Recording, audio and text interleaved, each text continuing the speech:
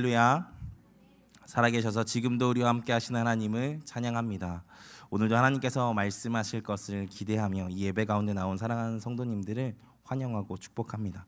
하나님께서 이 시간 우리 각 사람에게 꼭 필요한 음성 들려주시고 놀랍도록 생생하게 들려주시는 은혜가 있기를 소망합니다. 오늘 말씀은 저의 죄를 고백하는 것으로 시작하려고 합니다. 지지난주에 담임 목사님께서 설교하신 것들 많이들 들으셨고 기억하고 계시죠? 그때 담임 목사님께서 설교 중에 분리수거를 잘 하신다라는 이야기를 하신 적이 있습니다. 그건 제가 증인입니다. 우리 목사님 진짜 분리수거에 진심이시고 정말 열심히 하세요. 그걸 어떻게 하냐면 다른 사람이 아무도 안 보는데도 목사님께서 하시는 것들을 제가 종종 뵌 적이 있거든요. 이게 진짜 뭐 좋고 재밌어서 목사님께서 그렇게 하시겠습니까? 저는 그러실 거라고 생각하지 않습니다. 누가 더러운 쓰레기통에 있는 남이 버린 쓰레기를 꺼내서 그걸 닦아서 다시 이렇게 분류해서 이렇게 버리는 것을 하고 싶겠어요. 다만 그리스도인으로서 책임을 다하시는 것이고 어른으로서 환경보호를 통해 미래 세대에 대한 책임을 다하려고 하시는 것이겠죠. 또 교회 쓰레기가 그렇게 무분별하게 나가면 세상 사람들이 얼마나 손가락질 하겠습니까? 그러니까 교회를 생각하셔서도 하시는 섬김이라고 저는 생각합니다. 대단하시죠? 요즘에는 성도님들도 잘해주시고 관리집사님들께서도 너무 잘 치워주셔서 그전만큼은 많이 안 하시는 것 같지만 전에 새벽 예배 끝나고 한 7시쯤에 아침 7시쯤에 교역자 사무실 밖에서 부스럭 소리가 나면 어김없이 목사님께서 분리수거를 하고 계셨습니다. 그래서 저도 그 소리를 듣고 몇 번 나가서 도와드리기도 했습니다. 부교역자 된 사람으로서 담임 목사님이 밖에서 이렇게 분리수거를 하시는데 어떻게 안 할 수 있었겠습니까? 모른 척 할 수가 없었죠. 그런데 그게 한 번이 되고 두 번이 되고 세 번이 되다 보니까 죄송합니다 목사님. 솔직히 그 소리를 듣고 나가는 게 좀 어렵더라고요. 왜냐하면 그 아침 7시 여간에 부교역자 사무실에 있는 사람은 저밖에 없습니다. 제가 나름대로 결단한 게 있어가지고 새벽 예배 끝나고 안 자려고 7시 30분에서 8시까지는 사무실에서 성경을 읽거나 책을 읽거나 하는 시간을 갖고 있거든요. 그런데 그 소중한 아침 시간에 목사님을 도와서 분리수거를 하려고 하니 죄송하지만 다른 사람들은 안 하는데 조금 억울하기도 하고 하기 싫기도 하더라고요. 그래서 외면했습니다. 그리고 한 번은요 성경 읽기를 마치고 집에 들어가려고 사무실 문을 벌컥 열었는데 목사님 뒷모습이 딱 보인 거예요. 그래서 조용히 닫았습니다. 그리고 뒷문을 이렇게 돌아서 갔던 기억이 있습니다. 근데 그게 목사님이 설교하시는데 그게 그 모습이 딱 떠오르는 거예요. 하나님이 저의 이중성을 떠오르게 하신 것이죠. 그래서 날 진짜로 눈물로 회개했습니다. 이 자리를 빌어 목사님께 정말 죄송하고 삶으로도 본을 보여야 되는 목회자로서 우리 성도님들께도 죄송합니다. 그리고 말 나온 김에 한 말씀 드리면 분리수거 제발 잘해주세요. 언제 또 하실지 모릅니다. 목사님이 안 하실 수 있게 최대한 깨끗하게 하실 수 있는 만큼 해주셨으면 좋겠습니다. 그래 주실 거죠? 제가 저의 부끄러운 삶으로 무슨 이야기를 하고 싶은 거냐면 아는 것, 그게 맞다고 동의하는 것과 그렇게 사는 것은 완전히 다른 것이라는 말씀을 드리고 싶은 것입니다. 사실 분리수거를 잘한다는 것 그리고 또 어른이 하는 것을 도와야 한다는 것은 당연하고 마땅한 것이잖아요. 근데 그렇게 사는 게 쉽지 않더라고요. 저를 보니까 그래요. 저는 특히나 설교자이다 보니까 이렇게 저렇게 살아야 한다고 말을 참 많이 하는 사람이잖아요. 그리고 그 새벽에 본 말씀을 통해서도 하나님은 분명히 어떻게 살아야 하는지를 말씀해 주셨을 것입니다. 근데 미천한 저는 그렇게 살지 못했습니다. 외면하고 피했죠. 말로는 거창하게 이렇게 살아야 한다고 이야기했지만 정작 삶으로는 그렇지 못했던 것입니다. 오늘은 이 빌레몬서를 통해 이론을 넘어 그리스도인의 실전에 대한 이야기를 좀 하려고 합니다. 이 빌레몬서가 딱 저같이 알지만 살지 않는 사람에게 하신 말씀이라고 저는 생각하거든요. 실전을 살아가는 그리스도인은 어떠해야 하는지 말입니다. 바라기는 오늘 말씀을 통해 머리와 입이 아니라 손과 발로 살아가는 그리스도인의 삶에 대해서 알고 배우는 귀한 시간 되기를 소망합니다. 그렇게 하나님이 기뻐하시는 귀한 삶 살게 되기를 우리가 되기를 주님의 이름으로 축원드립니다. 우리가 읽은 빌레몬서는 신약에서 가장 짧은 서신입니다. 성경에 몇 없는 한 장짜리 성경이기도 하죠. 한 장짜리 성경은 구약에는 오바댜서 한 권이 있고 신약에는 빌레몬서, 요한 2, 3서 그리고 유다서가 있죠. 그중에 오바댜서는 전에 이방을 향한 예언자를 하며 나누었었고 기회가 될 때 이 한 장짜리 신약 성경들을 한번 살펴보려고 합니다. 그래서 이번 시리즈 이 한 장짜리 그 말씀들을 살펴보는 시리즈의 제목을 고민하며 정하다가 위대한 한 장이라고 제가 이름을 정했습니다. 빌레몬서를 포함해서 다른 한 장짜리 성경들 모두가 그 안에 담긴 뜻과 하나님의 마음이 너무 위대하기에 한 장이지만 우습게 보지 말자는 의미로 시리즈 제목을 이렇게 삼은 것이죠. 그래서 그런 의미에서 이 시리즈의 첫 번째가 빌레몬서라는 것이 참 다행이고 감사한 일입니다. 왜냐하면 그 포문 열기에 너무 좋은 서신이거든요. 빌레몬서는 바울이 쓴 서신 중에 십자가나 복음에 대한 이야기가 안 나오는 유일한 서신입니다. 그리고 어떻게 보면 바울의 지극히 개인적인 서신이죠.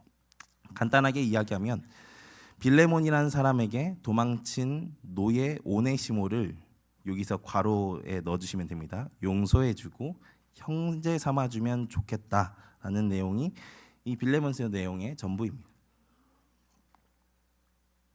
그런데 어떻게 이 지극히 개인적인 서신이 성경이 될 수 있었던 것일까요?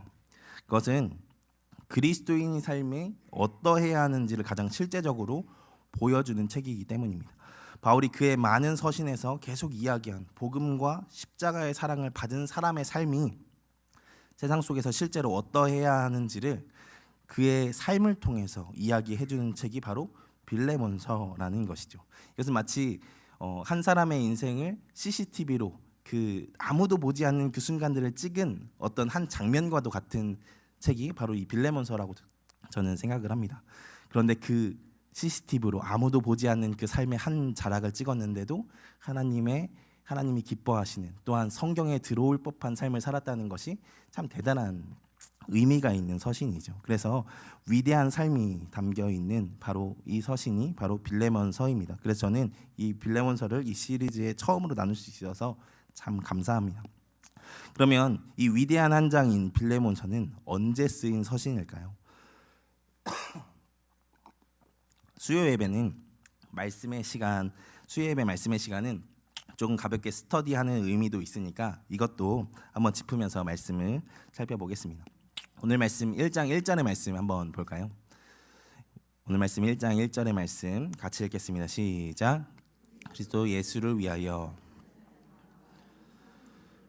우리의 사랑을 받는 자요 동역자인 빌레몬과 여기에서 바울은 자신이 예수를 위해 갇힌 자 되었다라고 이야기를 하죠. 이것은 어떤 멋진 신앙 고백적인 관용어가 아닙니다. 진짜로 감옥에 갇혀 있는 상태를 바울이 이렇게 표현한 것이죠. 이렇게 바울이 감옥에 갇혀 있을 때 쓴 서신을 우리가 뭐라고 부르죠? 옥중서신이라고 부릅니다. 그러면 옥중서신은 뭐가 있죠? 에베소서, 빌립보서, 골로새서, 또 뭐가 있어요? 오늘 책 빌레몬서. 네.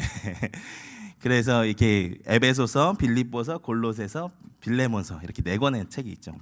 이걸 줄여서 에빌골빌 뭐 이렇게 외우기도 합니다. 근데 저는 그렇게 안 외우고 에골빌빌이라고 외웁니다. 이게 에골빌빌이라고 외우면 좀 더 스토리 있게 외울 수 있어요. 여러분 감옥에 가서 잠을 자면 어떨 것 같으세요? 아침에 일어날 때 몸이 찌뿌둥해서 에골 하고 그리고 또 그 찬 바닥에 잤으니까 어떻게 되겠습니까? 그 다음 날 아파서 빌빌 되겠죠. 그래서 에골 빌빌 하면 그 옥중서신의 4권을 외울 수 있습니다. 외우기 쉬우시겠죠?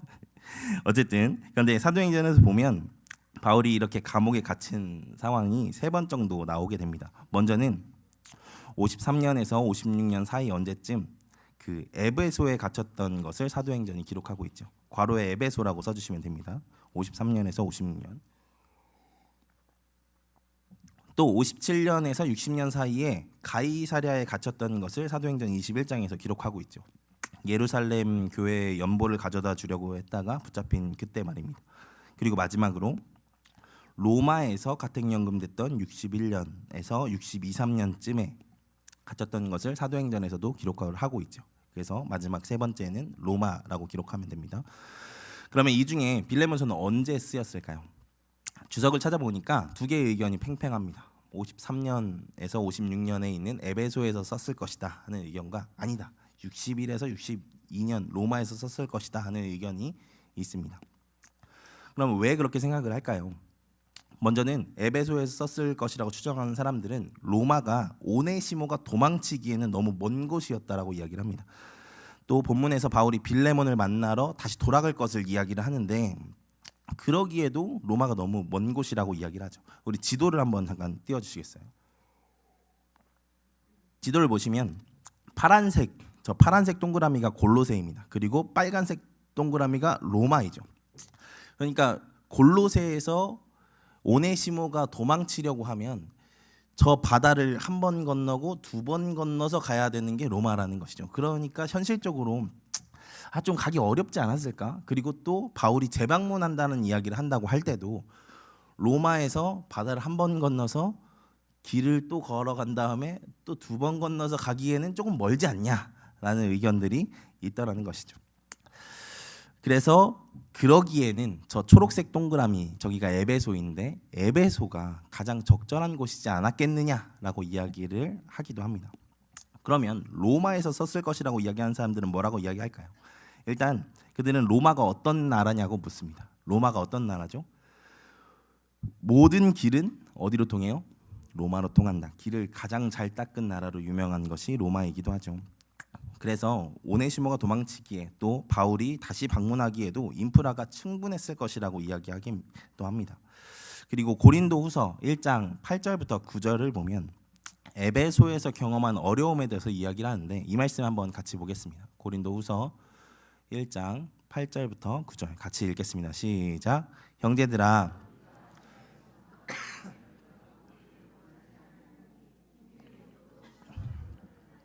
살소망까지 끊어지고 우리는 우리 자신이 사형선고를 받은 줄을 알았으니 이는 우리로 자기를 의지하지 않고 오직 죽은 자를 다시 살리시는 하나님을 의지하게 하려 하심이라. 여기서 뭐라고 이야기합니까? 그 시간이 얼마나 힘들었는지 살 소망까지 끊어졌었다고 이야기를 합니다. 그만큼 힘들었다는 것이죠. 그런데 그렇게 힘든데 오네시모를 복음으로 양육할 수 있었을까요? 오네시모, 빌레몬에게 오네시모를 용서해달라고 이렇게 담담하게 글을 쓸 수 있었을까요? 모르겠습니다. 썼을 수도 있겠죠. 그러면 진짜 대단한 것이죠. 자신이 죽기 직전인데도 복음으로 사람을 양육하고 그 사람을 구제하기 위해 편지를 쓴 것이니까요. 그런데 그에 비해 로마에서의 연금은 좀 더 편했을 것이 당연한 것입니다. 왜냐하면 가택연금이라고 이야기를 하잖아요. 그냥 집에 갇히는 정도의 상태였으니까요. 그렇게 보면 오네시모를 양육하기에는 로마가 더 적절했을 것이다라고 이야기를 하고 있는 것이겠죠. 그래서 로마에 있을 때 빌레몬서를 썼다라고 이야기를 하기도 합니다.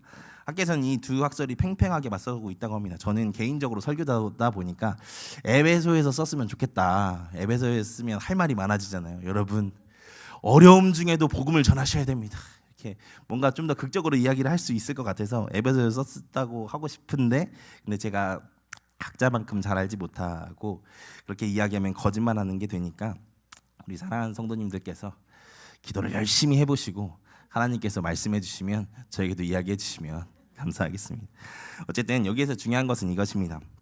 바울이 그 어려운 중에도 복음을 전하고 제자를 삼았다는 것이죠. 로마에서도 상대적으로 쉬웠다는 것이지 갇힌 상태에서 복음을 전하는 것은 쉬운 것이 아니었을 것입니다. 오네시모를 만나고 키운 곳이 어디였든 그에게 복음을 전하고 제자 삼는 것은 쉬운 일이 아니었다는 것입니다. 저는 우리가 이 빌레몬서의 배경을 먼저 살피며 이것 하나는 짚고 갔으면 좋겠습니다. 우리의 사명이 무엇이냐는 것이죠. 우리의 사명은 다른 것이 아닙니다. 마태복음에서 예수님께서 승천하시며 우리에게 어떤 사명을 맡기시죠? 마태복음 28장 19절에서 20절입니다. 같이 읽겠습니다. 시작. 그러므로 아버지와 아들과 성령의 이름으로 세례를 베풀고 내가 너희에게 분부한 모든 것을 가르쳐 지키게 하라.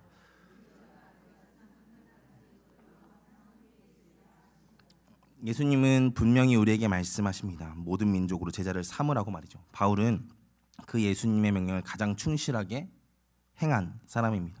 그리고 이것은 바울에게만 하신 명령, 제자들에게만 하신 명령이 아니라 이 성경을 읽는 우리 모두에게 주신 예수님의 명령이죠. 제자 삼는 것, 복음을 전하는 것 말입니다. 바라기는 우리가 그 사명을 잊지 않고 행하는 자 되기를 소망합니다. 복음을 전하고 제자 삼는 사역 하는 것 말입니다.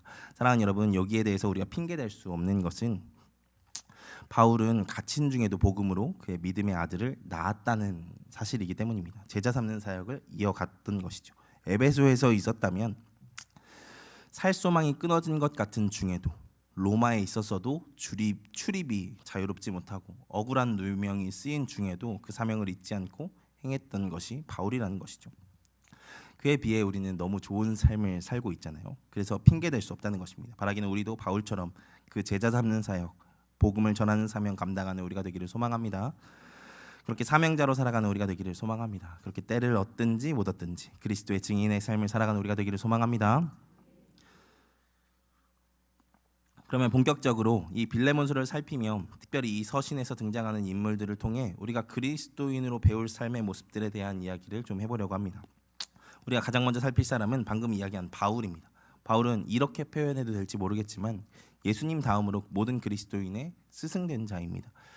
지금의 대부분의 신학은 사실 바울의 서신을 통해 구성됐다라고도 할 수 있거든요. 물론 복음서도 신학과 신앙 고백에 중요한 역할을 하지만 바울 서신은 특히나 그 복음서가 이야기하는 예수님이 우리에게 어떻게 구원자가 되시는지, 그 십자가로 이루신 것이 무엇인지 논리적으로 해설한 책이거든요. 그렇기 때문에 바울은 모든 그리스도인의 두 번째 스승이라고 할 만한 사람입니다. 이것은 오늘 말씀에서도 살펴볼 수 있는 부분입니다. 오네시모를 용서하고 형제를 받아주기를 바라는 마음은 바울은 빌레몬에게 이렇게 이야기합니다. 빌레몬서 1장 8절부터 10절입니다. 같이 읽습니다. 시작. 이러므로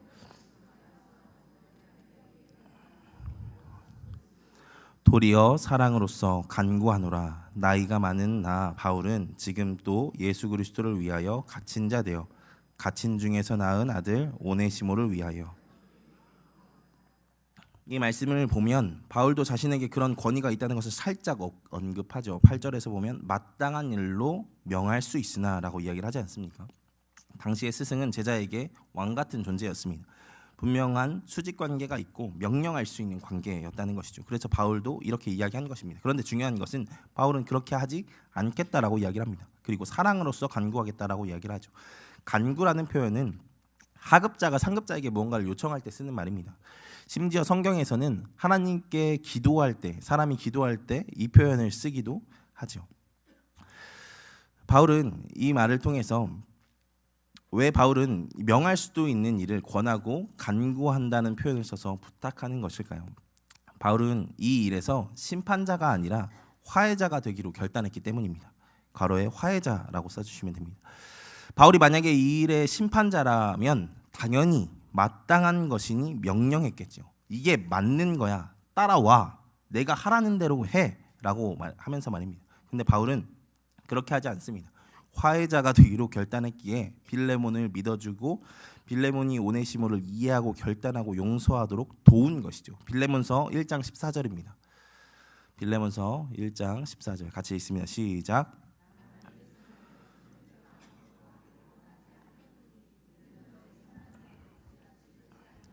자의로 되게 하려 함이라. 바울은 선한 일이 억지가 되지 않고 자의가 되기를 기다려주고 있습니다. 명령하지 않고 스스로 이해하고 결단할 때까지 기다렸다는 것입니다. 오늘 말씀에 바울을 통해 볼 수 있는 그리스도인의 삶의 실전은 바로 이것입니다. 하나님은 우리를 심판자가 아니라 화해자의 역할로 부르셨다는 것입니다. 바울은 심판자로서 상급자로서 명령하지 않습니다. 진정으로 화해되기를 기다리죠. 사실 이 삶을 가장 먼저 보여준 것이 바로 예수님입니다. 성자 예수님은 하나님과 우리의 중보자, 화해자로 이 땅에 오셨습니다. 히브리서 4장 15절의 말씀 같이 읽겠습니다. 같이 읽습니다. 우리에게 있는 대제사장은 모든 일에 우리와 똑같이 시험을 받으신 이로되 죄는 없으시니라. 여기에서 대제사장 된 예수님이 하시는 일이 무엇입니까? 우리의 연약함을 동정해 주시는 것입니다. 하나님이신 예수님께서, 하나님과 우리를 연결해 주시는 예수님께서 우리의 연약함을 동정해 주신대요. 이해하고 가슴 아파하신다는 것입니다. 그렇게 우리의 은혜의 보좌, 우리가 은혜의 보좌 앞에 담대히 나갈 수 있게 그 중보자의 역할, 화해자의 역할을 예수님께서 감당해 주신다는 것입니다. 심지어 바울은 그 예수님께서 민족적 경계도 허무셨음을, 세상의 모든 경계도 허무셨음을 이야기합니다. 에베소서 2장 14절의 말씀 같이 읽습니다. 시작. 그는 우리의 화평이신지라 원수된 것 곧 중간에 막힌 담을 자기 육체로 허시고. 이 말씀에서 바울은 예수님을 화평이라고 말합니다. 그리고 그 육신으로 막힌 담을 허셨다고 고백하죠. 여기서 이야기하는 둘은 이방인과 유대인을 이야기합니다. 그 엄청난 고를 육체로 허시고 하나 되게 하셨다라고 이야기를 하는 것이죠. 이게 예수님의 역할이라는 것입니다. 화해하게 하는 삶, 서로가 서로를 이해하고 동정하고 사랑하게 하는 삶 말이죠. 바울은 바로 그 역할을 감당하려고 하는 것입니다. 그것은 심판이 되는 것이 아닙니다. 또 내 편을 만드는 것도 아니죠. 우리 애들 싸우면 어떻게 지도하시나요? 저는 네가 잘못했으니까 네가 사과해. 그리고 너는 그 사과 받아주고 안아줘. 사랑해. 하고 이제 싸우지 마. 이렇게 하고 보통 끝내시지 않으시나요? 저만 그렇죠? 네, 저만 그랬습니다. 이게 대표적으로 심판을 자초하는 모습이죠. 그런데 화해자로 다가가면 어떻게 하는 것입니까? 우는 아이에게 가서 왜 무슨 일이야 하고 듣는 것입니다. 그리고 그 아파하는 감정에 공감해 주는 것입니다. 그리고 뭘 해야 합니까? 같이 욕하는 데까지 가나요? 그건 아니겠죠. 그건 그 사람을 오히려 속이는 것입니다. 내 편으로 만들려고 하는 것이죠. 오히려 충분히 이해하고 공감해 주되 그 사람도 상대방을 이해할 수 있도록 돕는 역할을 하는 것이 화해자입니다. 이건 아마 이래서 그랬을 거야 하며 그 사람이 상대방을 이해할 수 있도록, 그 사람이 그 사람을 다시 사랑할 수 있도록 돕는 것입니다.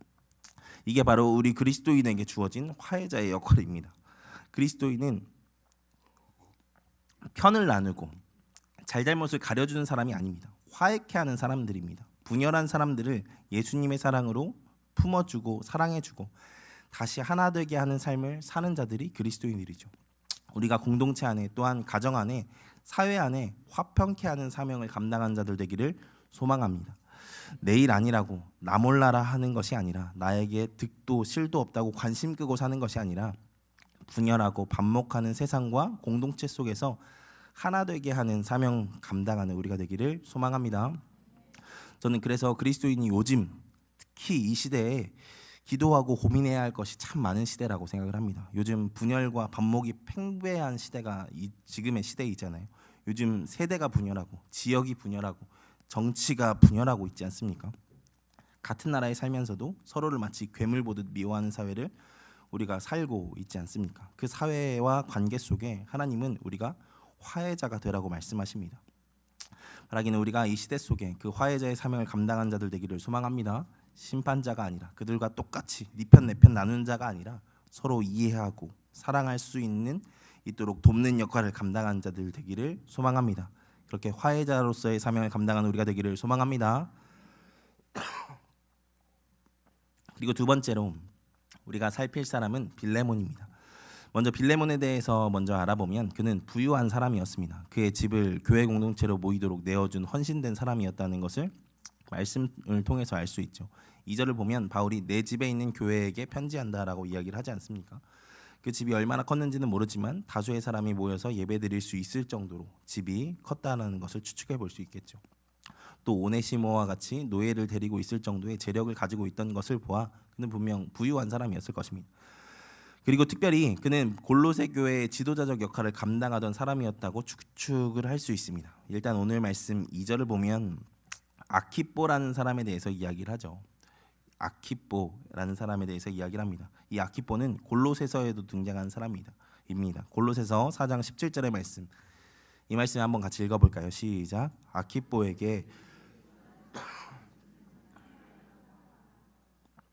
이 아키뽀는 바울과 함께 병사된 자로 빌레몬서의 또 다른 수신자로 이야기되기도 한 사람이죠. 또 빌레몬서 23절을 보면 에바브라라는 사람이 등장하는데 이 사람은 골로새서 1장 7절에서도 등장하는 사람입니다. 같이 한번 읽어보겠습니다. 골로새서 1장 7절 말씀 같이 읽습니다. 시작. 이와 같이 우리와 함께 종된 사랑하는 에바브라에게, 그는 너희를 위한 그리스도의 신실한 일꾼이요.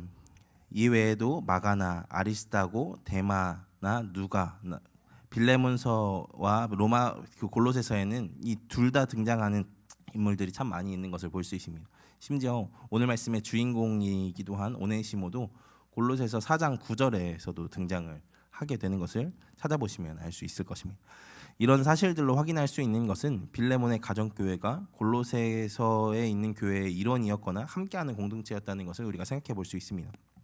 그리고 그 가운데 바울과 직접적인 친분이 있던 빌레몬은 지도자적 역할을 감당하는 사람이었다라고 생각을 해볼 수 있겠죠.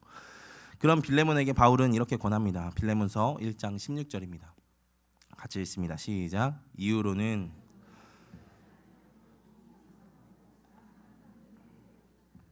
내게 특별히 그러하거든 하물며 육신과 주 안에 상관된.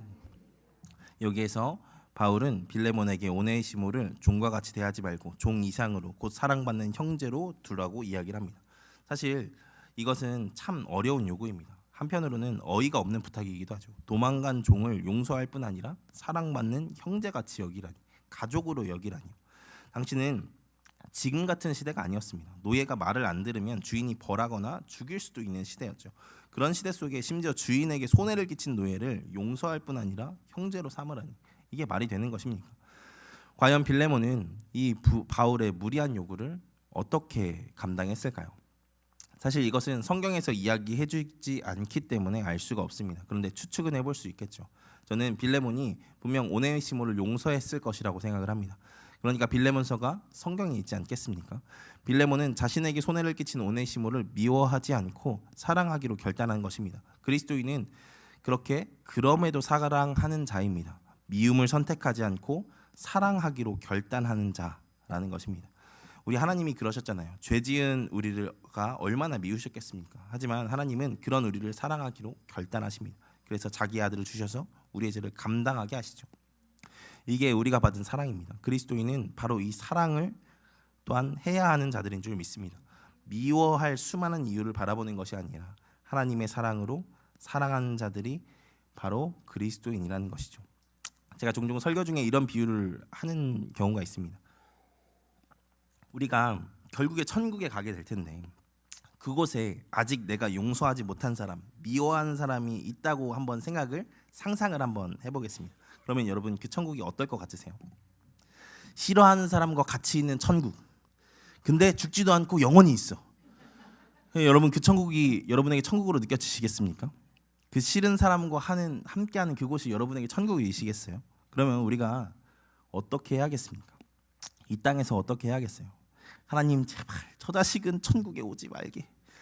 하나님께서 박아주시옵소서라고 우리가 기도해야겠습니까? 하나님께서 그 기도 참 잘 들어주시겠습니다. 그렇죠? 그럼 어떻게 해야겠습니까? 용서하고 사랑해야죠.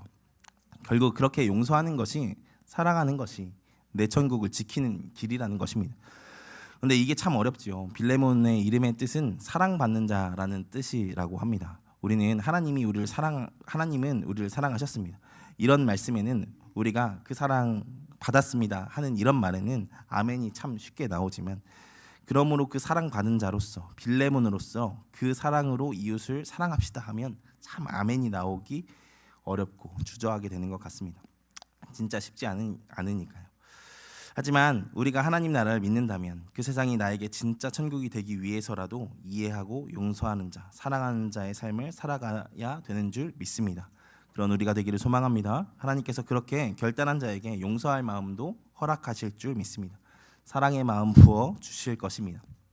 그리스도인의 원수 사울이 눈이 멀었을 때 그 원수 같은 사람에게 기도해 주라는 하나님의 명령에 순종한 아나니아를 통해 하나님의 놀라운 일이 그 사울이었던 바울을 통해 이루어지지 않습니까?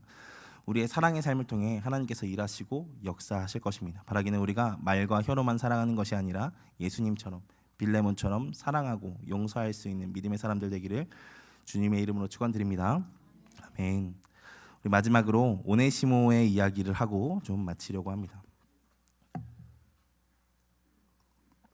저는 이 모든 스토리에서 중요한 부분이 바로 이 오네시모라고 생각을 합니다. 분명 이 모든 사건은 오네시모의 잘못으로 시작한 일이죠. 그래서 이 문제를 완전히 해결하기 위해서는 중요한 역할을 해야 할 사람 또한 오네시모입니다. 오네시모가 용서받기를 구하지 않으면 아무것도 될 수 없으니까요. 그래서 바울은 오네시모의 손에 이 편지를 들려보냅니다. 복음으로 훈련한 오네시모에게 그 믿는 자다운 삶을 살도록 독려한 것이죠. 가서 화해케 하고 오라는 것이죠. 화해하고 용서받고 오라는 것이죠. 사실 이것은 오네시모에게 참 어려운 일이었을 것입니다. 앞서 이야기한 것처럼 당시는 노예를 주인이 죽일 수도 있는 시대였습니다. 만약 빌레몬이 나쁜 마음을 먹으면 오네시모를 쥐도 새도 모르게 없애버릴 수 있었다는 것입니다. 그러니 이것이 오네시모에게 얼마나 어렵고 두려운 일이었겠습니까?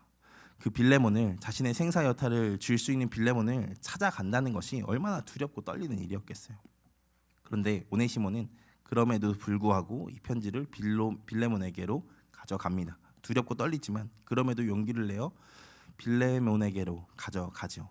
바울의 권함에 순종합니다. 그래서 이 빌레몬사가 우리에게 온 것이지 않겠습니까? 만약 오네시모가 딴 마음을 품고 순종하지 않았다면 이 빌레몬서는 흔적도 없이 우리에게 사라지지 않았겠습니까? 여러분, 그러면 그 용기는 어디서 왔을까요? 저는 믿음에서 왔다고 믿습니다. 복음이 말하는 하나님의 사랑이 자신과 함께하며 순종하는 자의 삶을 지키실 하나님을 믿는 그 믿음이 그가 용기 내어 빌레몬 앞으로 나가게 한 것이죠. 그리스도인은 바로 그런 자들입니다. 무섭다고 피하는 자들이 아니라, 어렵다고 회피하는 자들이 아니라 직면하는 용기를 가진 자들이라고 말입니다. 이론적으로 들은 그 믿음의 삶을 이론적으로만 알고 넘기는 자들이 아니라 세상 속에서 직면하며 살아가는 자들이 바로 그리스도인들이라는 것입니다. 용서를 구해야 한다면 용서를 구하고, 믿음의 담대한 결단이 있어야 한다면 하나님을 믿음으로 용기 있게 담대하게 나가는 자들이 그리스도인이라는 것이죠. 우리는 뒤로 물러가서 멸망할 자들이 아니라 영혼을 구원함에 이르게 하는 믿음을 가진 자들이니까요. 바라기는 우리가 그런 자들 되기를 소망합니다. 그 믿음을 통한 용기 있는 삶을 사는 자들, 이론에서 머무는 것이 아니라 믿는 자다운 삶을 결단함으로 용기 있게 살아가는 자들 말입니다. 행하지 않으면 아무것도 되지 않습니다. 그런데 믿음으로 결단하고 행하면 그때부터 역사가 일어납니다. 오네시모의 이름의 뜻은 유익한 자라고 합니다. 바울은 이 이름의 뜻을 이용해서 11절에서 이런 이야기를 하죠. 우리 11절의 말씀 같이 읽겠습니다. 같이 읽습니다. 그가 전에는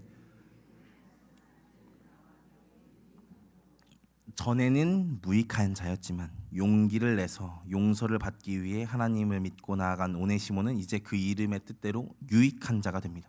교회 역사를 살펴보면 이 오네시모가 결국에는 나중에 에베소 교회의 목회자였던 디모데 다음 후임으로 에베소 교회를 섬기는 대주교가 됐다라고 이야기를 하기도 하더라고요. 종이자 도망자였던, 그래서 쓸모없어진 오네시모가 용기 내어 회개하고 문제를 직면하자 그 이름의 뜻대로 유익한 자, 하나님의 나라의 유익한 자가 되는 놀라운 일을 하나님께서 이루신 것입니다. 바라기는 회피하기보다 직면하여 용기 있게 사고하고 해결하는 자들 되기를, 사고하고 해결하는 자들 되기를 소망합니다. 그렇게 이론이 아니라 실제의 삶, 그렇게 머리와 입이 아니라 손과 발로 살아가는 그리스도인 되기를 소망합니다. 말씀을 정리합니다. 빌레몬서는 그리스도인이 경험하는 수많은 상황 중에 세 가지 상황을 이야기합니다. 먼저는 갈등의 세상 속에서 그리스도인은 심판자가 아니라 화해케 해야 하는 자, 화해케 하는 자가 되어야 한다고 이야기를 하죠. 그리고 분노와 원망의 상황 속에서 하나님을 바라보며 미워하기보다 용서하며 사랑하는 자가 되어야 함을 이야기합니다. 우리를 두렵게 하는 수많은 어려움과 두려움의 상황 속에서 회피하고 도망가는 자가 아니라 직면하는 용기를 내는 자가 되라고 이야기를 합니다.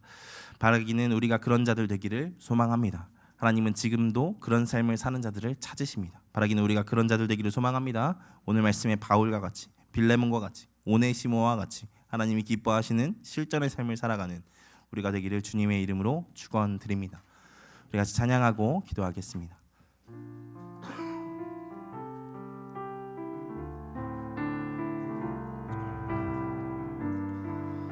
잘 아는 나의 모습 나의 소유 같이 찬양하고 결단한 마음으로 같이 기도하겠습니다. 나의 모습 나의 소유, 나의 모습 나의 소유, 주님 앞에 모두 드립니다. 모든 아픔 모든 기쁨 내 모든 눈물 받아주소서. 나의 생명을 드리니 주 영광 위하여 사용하옵소서. 내가 사는 날 동안에 주를 찬양하며 기쁨의 제물 되리. 나를 받아 주소서.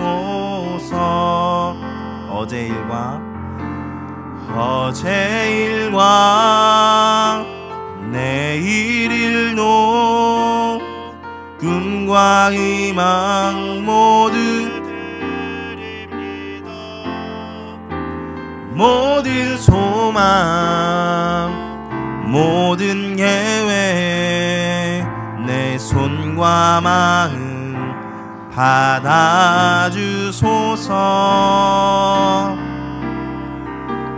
나의 생명을 드리니 주 영광 위하여 사용하옵소서. 내가 사는 날 동안에 주를 찬양하며 기쁨의 제물 되리. 나를 받아 주소서.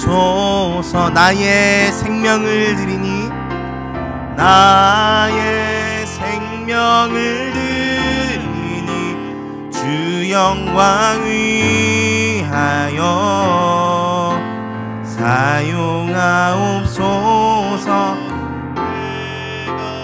사는 날 동안에 주를 찬양하며 기쁨의 제물 되리. 나를 받아 주소서. 사랑하는 여러분, 이 찬양은 참 너무 가사가 좋고 너무 멜로디 좋은 찬양이지만 이 가사의 결단대로 살려면 참 무겁고 마음이 어려운 고백이기도 한 찬양입니다. 그런데 그리스도인의 삶은 이렇게 고백하는 것만 좋아하는 것이 아니라 그 고백한 대로 살아가기로 결단한 삶임을 이 찬양이 또한 우리에게 알려주고 있는 것 같습니다. 우리 이 시간 같이 기도하며 나아갈 때 하나님, 우리가 정말 나의 생명을 드린다는 그 고백처럼 우리 삶 가운데 실전의 삶에서도 하나님 믿음대로 살아가는 자들 될 수 있도록 주님 붙잡아 주시옵소서. 화해케 하는 자의 삶, 하나님 또한 용서하고 살아가는 자의 삶, 또한 용기 있게 직면하는 자의 삶을 살아가는 우리가 될 수 있도록 주님 붙잡아 주시옵소서라고 우리 있는 자리에서 말씀을 기억하시면서 주여 한번 외치고 같이 기도하며 나아갑니다. 주여! 오 주님 감사합니다. 하나님 우리에게 귀한 날, 하나님 귀한 수요 예배 시간 가운데 나와 말씀 들을 수 있도록 허락하신 하나님 감사합니다. 하나님 우리에게 말씀하신 귀한 그 십자가의 삶, 그리스도인의 삶을 하나님 정말 하나님이 기뻐하시는 모습대로 살아내는 우리가 될 수 있도록, 살아가는 우리가 될 수 있도록 주님께서 붙잡아 주시옵소서. 하나님 이 시간 그렇게 살기로 결단하며 나아가오니 하나님 우리에게 은혜 부어주시고 그렇게 살 수 있는 힘과 능력 허락하여 주시옵소서. 바울과 같이 화해케 하는 역할을 감당하는 자 되기를 소망합니다. 하나님 빌레몬과 같이 용서하고 사랑하는 삶 살아갈 수 있도록 주님 붙잡아 주시옵소서. 또한 하나님 여러 두려운 삶의 모든 순간 가운데 오네시모와 같이 담대하게 하나님을 믿음으로 용기 있게 나아가 직면하는 우리가 될 수 있도록 주님께서 붙잡아 주시옵소서. 하나님 이렇게 이 시간 하나님 우리 각 사람의 마음을 만져주시어서 세상 가운데서도 진짜 그리스도인의 삶으로 살아갈 수 있는 우리가 될 수 있도록 주님께서 붙잡아 주시옵소서. 하나님 역사하여 주시옵소서.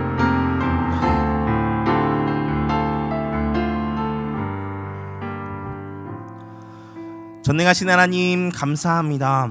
빌레몬서의 말씀을 통하여서 그리스도인의 삶을 실제적으로 어떻게 살아가야 되는지 고민케 하신 하나님 감사합니다. 하나님 우리가 삶의 한복판에서 하나님 화해자의 역할을 감당하는 자 되기를 소망합니다. 또한 미움과 하나님 반목할 수많은 이유 속에서도 하나님 사랑하기를 선택하는 자 될 수 있도록 주님 붙잡아 주시옵소서. 하나님 또한 하나님 여러가지 우리를 두렵게 하고 떨리게 하는 그 수많은 순간 가운데 뒤로 물러가 도망치는 자가 아니라 하나님을 믿고 의지함으로 담대하게 그 앞에 나아가는 귀한 용기 있는 그리스도인 될 수 있도록 주님께서 붙잡아 주시옵소서. 하나님 이 시간 말씀 가운데 하나님 주신 대로 하나님 이 시간 우리가 결단하였사오니 하나님 그렇게 살 수 있는 힘과 능력 허락하여 주시옵소서. 하나님 이 시간 이후로 기도하며 나아갈 것입니다. 기도할 때 하나님 은혜 허락하여 주시고 하나님께서 응답하시는 귀한 은혜의 시간 될 수 있도록 주님께서 붙잡아 주시옵소서. 하나님 그리하여서 이 시간 하나님의 음성 듣게 되고 하나님의 위로하심 경험케 되고 하나님의 독려하심 경험케 되는 귀한 기도의 시간 또한 될 수 있도록 주님께서 역사하여 주시옵소서. 그렇게 인도하실 것을 믿고 예수 그리스도의 이름으로 기도하였습니다. 아멘.